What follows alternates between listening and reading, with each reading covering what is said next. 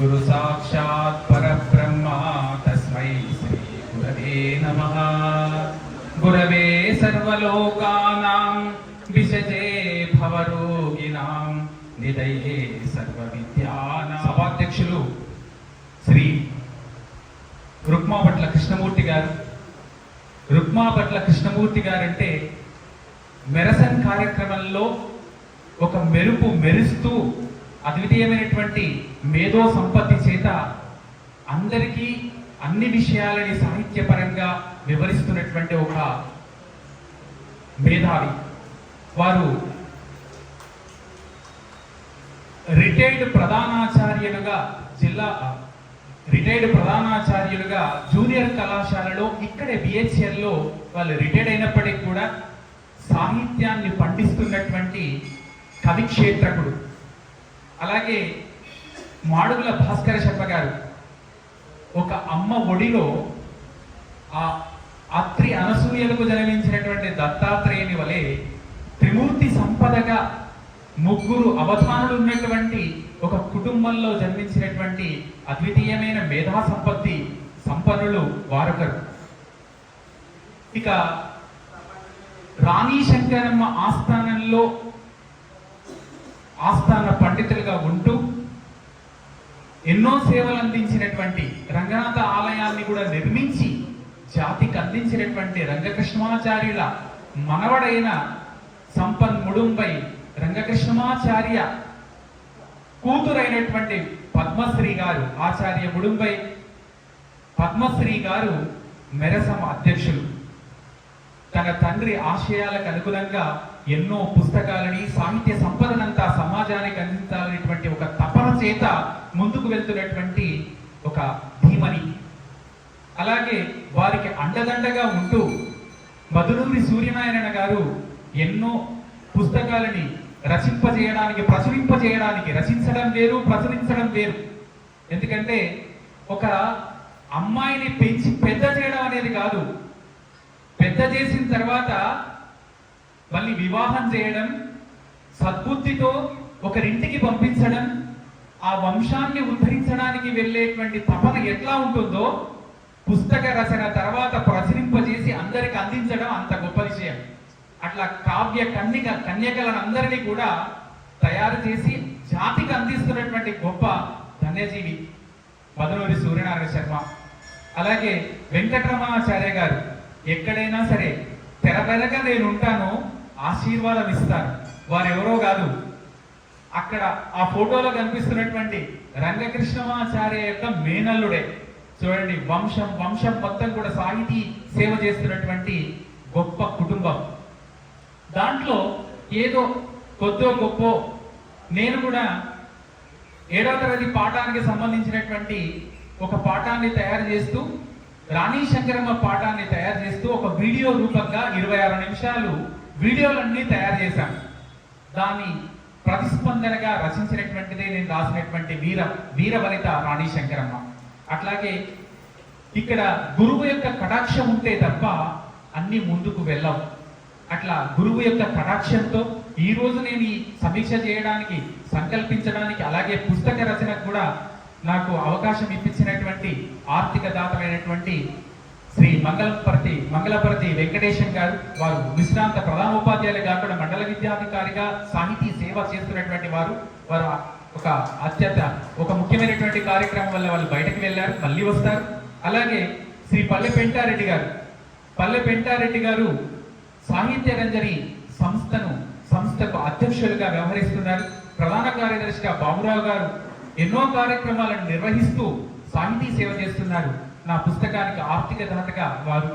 అలాగే చివరగా కూర్చున్నటువంటి ఒక పద్యకవి, విశ్రాంత తెలుగు భాషోపాధ్యాయులు, సప్తశతి శతక కర్త, ఒక శిష్ట సాహిత్యాన్ని ప్రతి ఒక్కరి చదవాలని అద్భుతంగా పదాల యొక్క అంతర్నిగూఢంగా ఉన్న శక్తిని బయటకి తీసి సమాజ నిర్మాణం కోసం ఆధ్యాత్మిక వెలువలను కూడా మంచి సుబుద్ధిని అంతా కూడా ప్రపంచానికి చాటినటువంటి వ్యక్తి గోపాల్ సార్.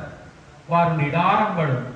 అదీగాక ఈ ఇంత గొప్ప కార్యక్రమంలో నన్నెందుకు చేర్చుకోరని చివరి సమయంలో కూడా చేర్పింపజేసి నాకు ఈ పుస్తకాన్ని తయారు చేయడానికి చేయూతనిచ్చినటువంటి గొప్ప వ్యక్తి గోపాల్ గారు.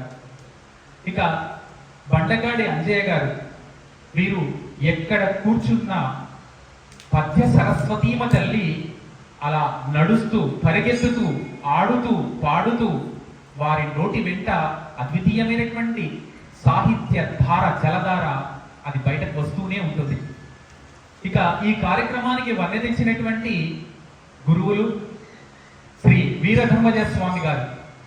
వీరధర్మజ స్వామి అనగానే వీరబ్రహ్మేంద్ర స్వామి యొక్క మంచి సుధామృతమైనటువంటి ఆ విషయాలన్నింటినీ కూడా ప్రపంచానికి చాటుతూ కాలజ్ఞానాన్ని రచించి కాలజ్ఞానంలో ఉండే తత్వాన్నంతా కూడా సమసమాజ నిర్మాణం కోసం పోసినటువంటి వీర బ్రహ్మేంద్ర స్వామి పీఠాధీశ్వరులు వీరధర్మజ స్వామి గారు కూడా ఇక్కడికి విచ్చేశారు. ఈ కార్యక్రమంలో వారి యొక్క ఆశీస్సులు కూడా మనం అందుకుందాం.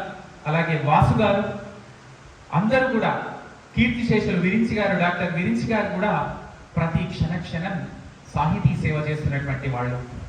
కరణం కళ్యాణి గారు అద్భుతంగా శ్రీ గురులీలామృతాన్ని అనే పుస్తకాన్ని అందరికి అందించారు. ఈ పుస్తకం చదివినంతసేపు మనం గురుపారాయణం చేసినటువంటి ఒక భాగ్యం కలుగుతుంది.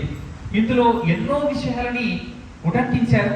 దాంట్లో ప్రతి విషయాన్ని కూడా ఒక సైడ్ ఎడిటింగ్స్ గా ఇచ్చినటువంటి అంశాన్ని తీసుకుంటే చాలు మొత్తం గురుపారాయణం చదివినటువంటి పుణ్యబలం లభిస్తుంది.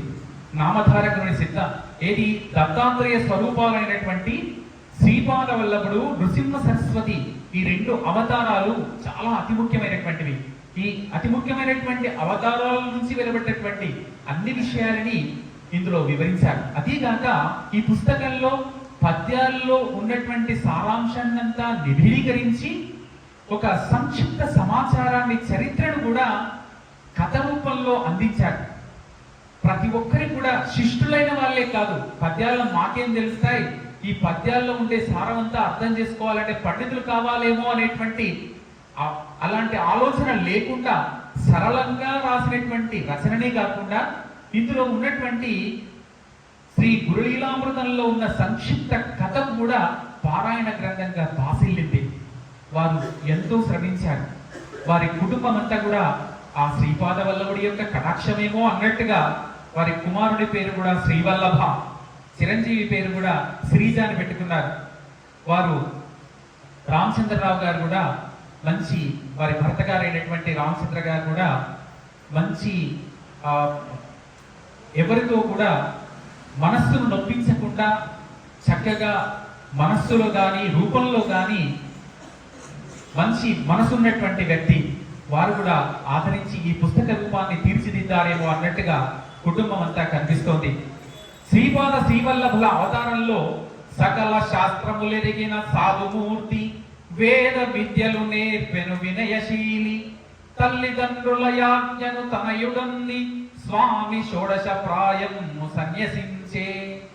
శ్రీపాద శ్రీవల్లభ అవతారంలో స్వామి ఎట్లా ఆవిర్భవించాడనేది ఈ పద్యంలో చక్కగా నిజంగా స్వామి ఎట్లా ఈ జన్మలో ఎట్లా ఆవిర్భవించాడనేది చక్కగా తెలియజేశారు. అలాగే గోకర్ణ క్షేత్రంలో చూస్తే చాలు, అక్కడ సంచరిస్తే చాలు, దర్శనం చేసుకుంటే చాలు, సప్తజన్మ పరిహారం అని చెప్తారు.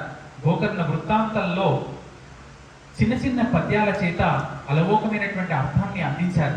ఆత్మలింగము బాలుని హస్తమిడిచి రావణాసురుడు కదలి రయమునపుడు, వక్రతుండు బాలుడా వటవు రూపు మోయజాలనే వేగమై 3 సార్లు అటుగా వెళ్ళిన తడువది నతి పిల్చే. అక్కడ రావణాసురుడు మారు రూపంలో ఉన్నటువంటి ఆ వినాయకుడిని అటుగా వెళ్తున్నటువంటి బాలుణ్ణి ఎట్లా పిలిచాడని చదవగానే అర్థమయ్యేటువంటి సరళమైనటువంటి శైలిలో పద్యాలు ఇందులో చక్కగా వివరించారు. ఒక రోజులో పారాయణం చేస్తున్నప్పుడు 7 రోజులు, 21 రోజులు, 3 రోజులు పారాయణం చేస్తాం. ఒక్క రోజులో చదివితే చాలు గురులీలామృతంలో ఉన్న అమృతాన్ని ద్వారా గురువు యొక్క కటాక్షాన్ని పొందొచ్చు అనిపిస్తుంది. ఇక్కడ గోకర్ణ క్షేత్ర మహిమ కూడా ఇందులో చక్కగా వివరించారు. పాపమోహ బంధములను బాపు క్షేత్రమై పవిత్ర గోకర్ణము మహిని వెలిసే చెప్పెనలవి కాని మహిమల్ సిద్ధుడెన్నో పరమ పావనీశ్వరుని పాత్రలవియు. గోకర్ణ క్షేత్రంలో మనం పాదం మోపితే చాలు పరమ పవిత్ర క్షేత్రమైనటువంటి ఈ భూమండలంలో వెలిసినటువంటి గోకర్ణం యొక్క గొప్పదనాన్ని ఇందులో చక్కగా తెలియజేశారు.